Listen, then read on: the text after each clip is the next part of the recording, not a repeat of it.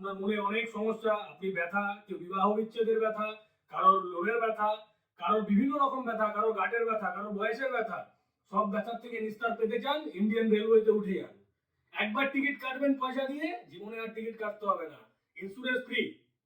মরে যাবেন, মৃত হবেন, ইন্স্যুরেন্স আপনি পেয়ে যাবেন। বাড়িতে আপনার টাকা চলে যাবে, সমবেদনা সবাই দেবে।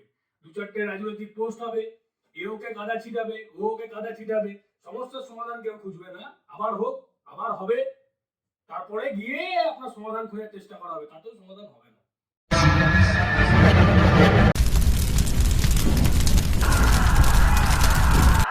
নমস্কার বন্ধুরা, বিগত কয়েক বছর ধরে আমাদের রেলে একের পর এক দুর্ঘটনা ঘটে যাচ্ছে। তার দায়ভার কে নেবে, কে কার ঘাড়ে দেবে?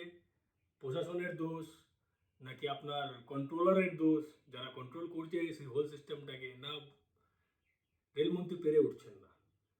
এই জিনিসটাকে বোঝাটা, এই জিনিসটাকে বিশ্লেষণ করা, এটাই বড় তুচ্ছ মনে হয় আজকাল। তার কারণ হচ্ছে এত দুর্ঘটনা বিগত মানে কয়েক বছর যাবতও আপনার দেখা যায়নি। এখন যা হচ্ছে রিসেন্ট বেসিসে, রেল জবের থেকে আপনার বেসরকারিকরণ করা শুরু হয়েছে, তারপর থেকে এই ধরনের ঘটনাগুলো আরো বেশি পরিমাণে যেন মনে হয় বেড়ে উঠেছে। ব্যক্তিগত মত একান্তই আমার। রেলমন্ত্রী কি করছেন আমি জানি না। সমবেদনা জানাতেন যখন দুর্ঘটনা হয়েই গেছে, সেখানে গিয়ে আপনি কি করছেন? গিয়ে পলিটিক্স, যে কোনো রাজনৈতিক নেতা সেখানে গিয়ে নিজেদের রাজনৈতিক কেরিয়ারকে চমকানোর চেষ্টা, এ ওকে দোষ দেবে, ও তাকে দোষ দেবে, এই করবে। যে যারা মারা গেল তাদের কোনো মূল্য নেই। হ্যাঁ, তাদের একটা নির্ধারিত মূল্য অবশ্যই আছে, যে মারা গেলে একটা ক্ষতিপূরণ। কতজন মারা গেছে আপনি এক্সাক্ট কোনোদিনও জানতে পারবেন না। গভর্নমেন্ট ফিগারে আপনি এক্সাক্ট কোনোদিনও জানতে পারবেন না। বিরোধী বলবে এত মারা গেছে, শাসক বলবে না এত না, এত মারা গেছে। দুর্ঘটনা আছে, রেল আছে, হতেই পারে। এই ধরনের কথাগুলো আপনারা শুনতে পাবেন। দরকার কি আছে রেলে চড়ার থেকে ভালো আপনি মৃত্যুদণ্ড নিয়ে নিন।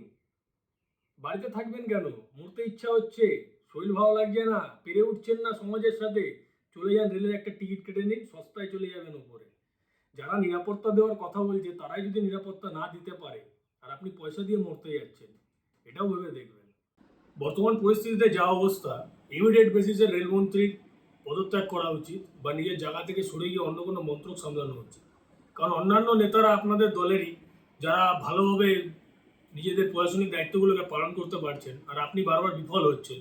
তো হাফ সেঞ্চুরি করার অপেক্ষা করে আপনার লাভ নেই, আপনি সেই জায়গা থেকে সরে যান।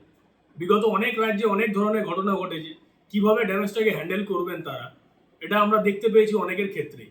আপনি ধরে নিন বর্তমান শাসক দল, মুখ্যমন্ত্রী যিনি আছেন, উড়ালপুল ভেঙে যাওয়ার ঘটনাগুলো খুব বেশি পরিমাণে ঘটছিল, তো তারা আলাদা কমিটি গঠন করে নিয়ে ইন্সপেকশন করে নিয়ে এখন সেই ঘটনাটা অনেকটাই কম, শোনা যায় না, প্রায় নায়ের বরাবর। তো এই ধরনের যদি কাণ্ড কারখানা বা ড্যামেজকে কন্ট্রোল করার যে চিন্তা ভাবনা, সেটা যদি না থাকা হয়, তাহলে আগামী দিনে 400 পার তো দূরের কথা, এবার তো 300 পারও হয়নি 400 পার বলার পরে, এরপরে এবার 200 পার হবে কিনা নরেন্দ্র মোদীকে সেটা দেখতে হবে। যে রেল মন্ত্রক একটা সেন্সিটিভ পার্ট মানুষের লাইফের, মানুষ এখান থেকে ওখানে যাওয়ার জন্য নেতাদের মতন ফ্লাইটে ট্রাভেল করতে পারে না। কিছু সংখ্যক মানুষ নয়, হিউজ সংখ্যক মানুষ যারা আপনাদেরকে ভোট দেয়, তারা তারা রেলেই ট্রাভেল করে, তারা ফ্লাইটে ট্রাভেল করে না। আর যারা ফ্লাইটে ট্রাভেল করে তাদের কাছে আপনাদেরকে ইভিএম নিয়ে যেতে হয় ভিভিআইপির জন্য, গিয়ে তাদের ভোট করাতে হয়। তাই এটা মাথায় রাখবেন যে জনতা জনার্দন, জনতা যদি না থাকে আপনারাও থাকবেন না। আপনার জায়গায় অল্টারনেটিভ অন্য পাওয়ার আসবে, অন্য পাওয়ার যাবে। তাই আপনাকে দেখতে হবে যে মানুষের মূল্য মারা যাওয়ার পরে দেওয়া যায় না, মানুষের মূল্য বেঁচে থাকতে দেওয়া যায়।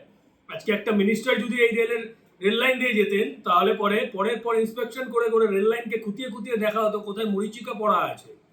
এই জিনিসটাকে যদি আপনারা সাধারণ মানুষের জন্য এই পরিষেবাটা না দিতে পারেন, তাহলে কিসের আপনারা সাধারণ মানুষের প্রতিনিধি? এটা আপনাদের দেখতে হবে, আর দেখতে হবেই। না হলে মানুষ তার জবাব আপনাদেরকে নেক্সট বার ব্যালট বক্সে দেবেই। অসংখ্য ধন্যবাদ আমাদের সাথে থাকার জন্য, এই ধরনের ভিডিও পাওয়ার জন্য। আমাদের চ্যানেলটিকে সাবস্ক্রাইব করুন, আমাদের পাশে থাকুন। আর সত্যি যেটা, সেটা শাসক হোক, বিরোধী হোক, যেই হোক, কণ্ঠটাকে জোরদার করুন আর আমাদের পাশে থাকুন। সবসময় সত্যের সাথে থাকুন, কোনো মিডিয়ার সাথে থাকবেন না। মিডিয়া হাউসগুলো বায়াসড। Thank you.